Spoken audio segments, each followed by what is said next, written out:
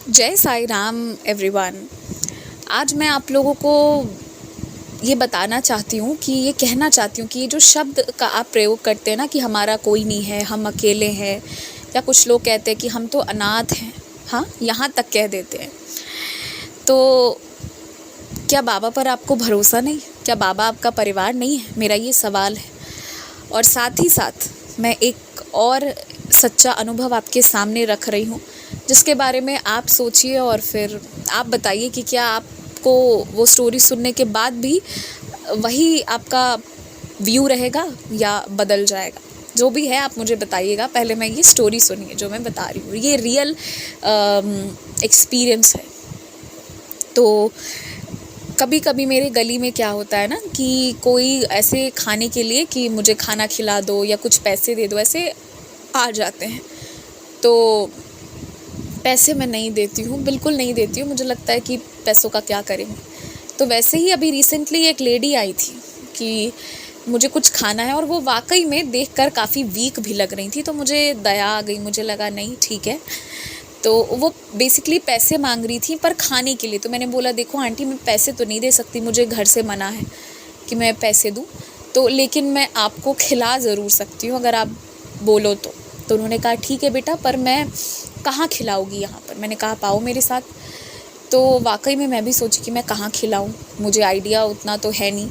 या तो हम कुछ कैफ़े या कुछ रेस्टोरेंट्स में कभी कभी जाते हैं, मैं बहुत कम ही जाती हूँ, और नहीं तो फिर घर ही का खाना जनरली मैं खुद भी बनाना प्रेफर करती हूँ। तो वैसे में जब मैं बाहर का बहुत खाती नहीं हूँ रेगुलर में, तो मुझे आइडिया भी नहीं था ज़्यादा। बट मैंने बोला चलो आप आओ। मैंने एक दुकान देखा था आसपास में, पहले भी मैं लेके एक आध लोगों को गई थी, तो वो शॉप मुझे दिख जाता था। 2-3 शॉप तो बहुत सारे हैं, तो 2-3 था मेरे दिमाग में। तो जो एक खुला हुआ था, मैं उस स्टोर में गई और मैंने बोला, वो ना प्रॉपर रोटी भुजिया एंड चावल दाल सब बना कर खिला रहे थे। तो मैंने बोला क्या आप आंटी को खिला दोगे? तो मतलब उनका जितना भी रुपीस का था प्लेट का, वो लोग लिए और वो आंटी को खिला दिए। ये तो बात हो गई, ये बात चली गई। फिर वो अंकल जी जो थे ना, उनका स्वभाव बहुत अच्छा था, उनकी वाइफ बहुत अच्छी थी, मतलब वो लोग बहुत ही अच्छे से मेरे साथ बिहेव किए। तो मुझे लगा कि फिर हमारी बातचीत होनी शुरू हुई। ठीक है, उनका बेटा भी आया निकल के बीच में, घर भी शायद उनका आस ही पास होगा, जो भी था बहुत अच्छे से उनका बेटा तैयार होके आया। तो वहाँ पीछे में ना एक पोर्ट्रेट लगी हुई थी, जिसमें उनके ही एक बच्चे की फ़ोटो थी। देख ही के लग रहा था एक यंग लड़का है जिसके उस पर माला टंगा हुआ है। जब मैंने पूछा कि कैसे डेथ हुआ है, तो कुछ अनफॉर्चुनेट, कुछ एक्सीडेंट या फॉर सम रीज़न इस तरह का कुछ दुर्घटना हो गया था, जिसमें डॉक्टर उसको बचा नहीं पाए और उसकी डेथ हो गई। तो वो सुनकर मुझे काफ़ी बुरा लगा। तो पता है उसके बाद उन्होंने खुद आगे की स्टोरी बताई। उन्होंने कहा पता है बेटा, मैं जो यहाँ तक आया हूँ, मैं ऐसे नहीं आया हूँ, मैंने बहुत मेहनत की है तब मैं यहाँ तक आया हूँ। मेरे बच्चों को तो माता पिता का साथ मिला ना, उनके बेटे बेटियाँ सब हैं, ठीक है, घर पे भी हैं, एक अच्छी खासी उनकी फैमिली है। तो उन्होंने कहा तुमको पता है बेटा, जो मेरे माता पिता थे ना, उनकी बहुत कम उम्र में डेथ हो गई थी। पहले मेरी मदर की डेथ हुई, और फिर मेरे फादर बहुत नशा किया करते थे, और मदर के जाने के बाद मुझे बहुत मारा पीटा करते थे।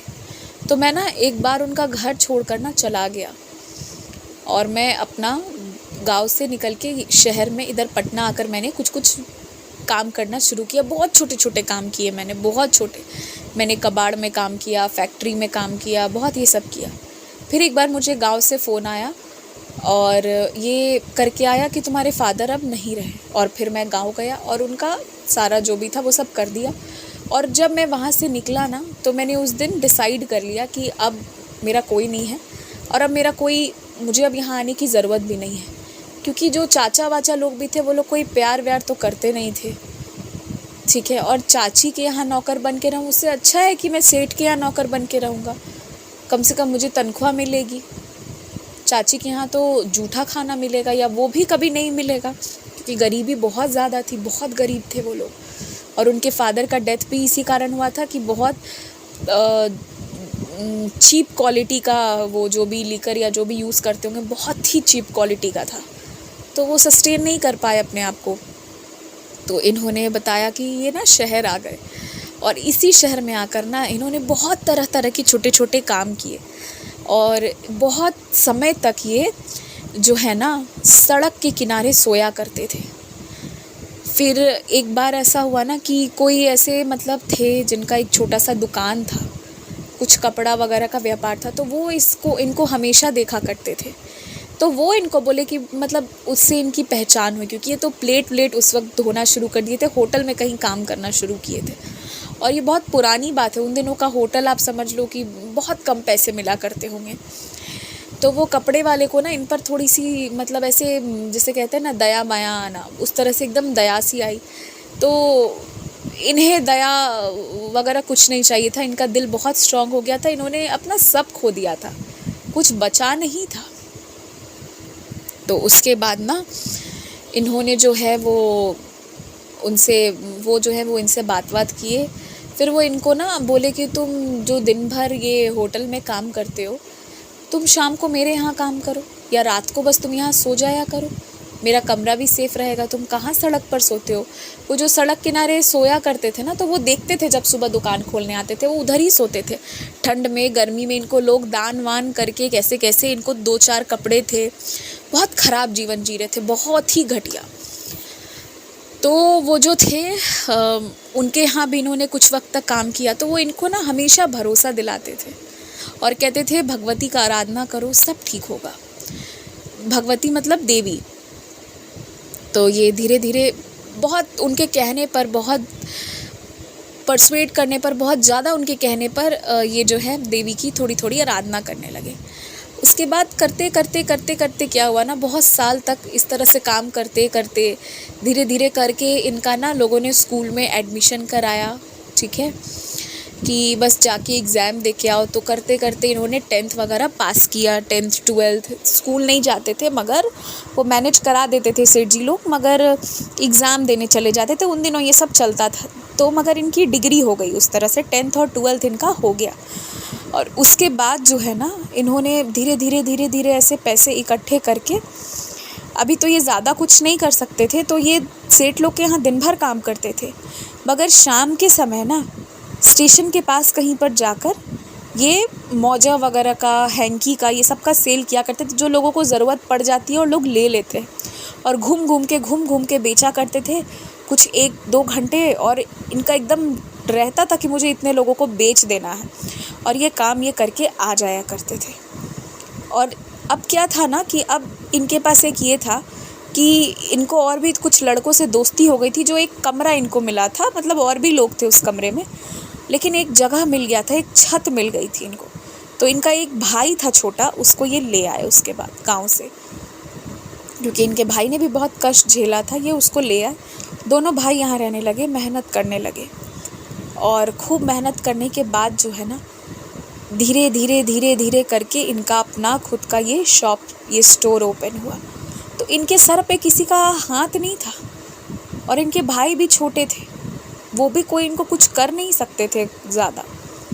तो इससे ज़्यादा दुर्दशा किसने देखा होगा, इससे ज़्यादा बुरा दिन किसने देखा होगा। पर आज के डेट में बाबा का, माता रानी का दिया हर कुछ है इनके पास, किसी चीज़ की कमी नहीं है। कहाँ से उठ के कहाँ तक आए, केवल मेहनत करते करते। बहुत बुरे दिन देखे इन्होंने, बहुत बुरे दिन। पुलिस का मार खाया, तो कभी इनको कुछ गलत चीज़ करने को फोर्स भी किया गया, नहीं करने पर मार खाए, बहुत चीज़, कभी चोरी का इल्ज़ाम भी लगा, बहुत तरह की चीज़ें इन्होंने देखी। पर करते करते ये यहाँ तक आए, और ये भगवती की ही कृपा थी कि इनकी जब ये दुकान वगैरह खुल गई ना, तो वो जो कपड़े वाले अंकल थे उनसे इनका एसोसिएशन था। अब वो जो उनकी वाइफ थी ना, उनको एक थोड़ा इनके प्रति प्रेम था, तो उनके यहाँ पर जो काम वगैरह करने आती थी, उनकी जो डॉटर थी ना, उससे इनकी शादी वो लोग करवाए। बड़े नेक लोग थे वो भी। कहते हैं ना कि अगर आपका कोई भी नहीं है ना, तो बाबा ऐसा कोई ना कोई लाकर ज़रूर खड़ा कर देते हैं, जो आपसे कुछ चाहेगा नहीं, या अगर वो कुछ मतलब आप उसको कुछ दे ही नहीं सकते हो, वो इतने ऊपर लेवल का होगा, परंतु वो आपसे स्नेह इतना करेगा ना, और स्नेह करके किसी न किसी रूप में इस तरह बाबा आके ऐसी सहायता करते हैं। नहीं तो ये कभी शादी वादी का सोच भी नहीं सकते थे। एक बहुत ही simple, lower middle class family से बिलोंग करने वाला लड़का, कभी फैमिली सेटल हो ऐसा सोच सकते थे? कभी नहीं। पर देखिए हो गई, ये भी एक दिन आया, चीज़ें बदल गई, सब बदल गया, सब अच्छा हो गया धीरे धीरे करके। तो बहुत चीज़ गवा कर फिर उन्होंने बहुत चीज़ कमाया। इनके बेटे के जाने का इनको काफ़ी मतलब एक बुरा भी लगता है, पर इन्होंने इतने बुरे दिन देखे ना कि ये काफ़ी स्ट्रॉन्ग थे। इनका ये था मतलब कहना कि बहुत सिंपल एक इनका कहना था, देखो जीवन में जिसको रहना होगा वो रहेगा, और जिसको जब जाना होगा, जब जिसका समय आएगा वो जाएगा, और हम उसे नहीं रोक सकते, हम नहीं बचा सकते। मतलब इस लेवल का उनका एक्सेप्टेंस है, तो इसके पीछे इतना दर्द है जो इन्हें झेल करना यहाँ तक लेकर आ गया कि इस लेवल का इनका एक्सेप्टेंस है। और देखिए जिनका कोई नहीं था, ये व्यक्ति शायद, पता है आप सोचो कि इनसे ज़्यादा वल्नरेबल कौन हो सकता था। इन्हें इनका हाथ पाँव शरीर काट के इनसे भीख भी मंगवाया जाता तो इन्हें वो भी मांगना पड़ता, घर से निकल के आ गए थे, कुछ भी करवाया जा सकता था, इनकी जान जा सकती थी। तो उस स्थिति में तो आप और हम नहीं है ना। तो ये जो हम शब्द का प्रयोग करते हैं कि हम अनाथ हैं, हमारे साथ कोई नहीं है, ये नहीं सोचना चाहिए।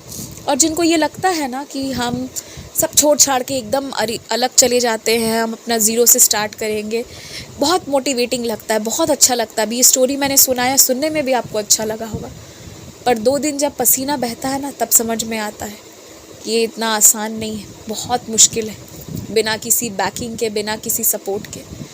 जब आप हर चीज़ एक्सेप्ट करने को तैयार हो जाते हो ना, बेइज्जती, जैसा दिन जैसी रात, छत रहे तो ठीक, ना रहे तो ठीक, गंदगी जितनी हो, ये सब करना पड़ता है ज़ीरो से लेके। तो अपने आप को ना ब्लेस्ड समझिए। हाँ, फैमिली में कुछ चीज़ें अगर आपके हो रही हैं या आसपास भी हो रही हैं जो बहुत नेगेटिव है, तो सॉल्यूशन पे काम करिए कि उसका सॉल्यूशन क्या क्या हो सकता है। प्रॉब्लम अब मत जोड़िए, प्रॉब्लम बहुत जोड़ लिया, पर ये मत कहिए कि आप अनाथ हैं। जो वाकई में अनाथ है ना, सोचिए, वो व्यक्ति भी कहता है कि वो सबका पार लगाती है। उनका कहना है कि ठीक है, मैं अनाथ था, पर जब से मैं देवी के शरण में हूँ तब से मैं अनाथ नहीं हूँ, तब से वो मेरा पार लगा रही है और आगे भी लगाती चली जाएंगी।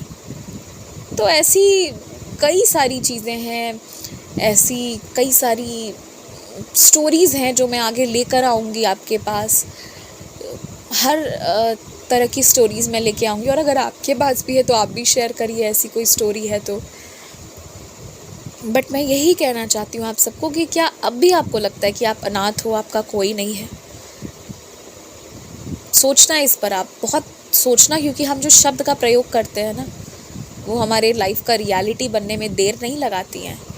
सो आई वुड सजेस्ट कि थिंक बिफोर स्पीकिंग, कि हमेशा सोचिए बोलने से पहले, 100 बार सोच कर एक शब्द को अपने लिए प्रयोग करिए। कह देना बहुत आसान है, अपने लिए कोई भी टर्म दे देना बहुत आसान है, पर क्या सच में ऐसा है? सोचना। जय साईं राम।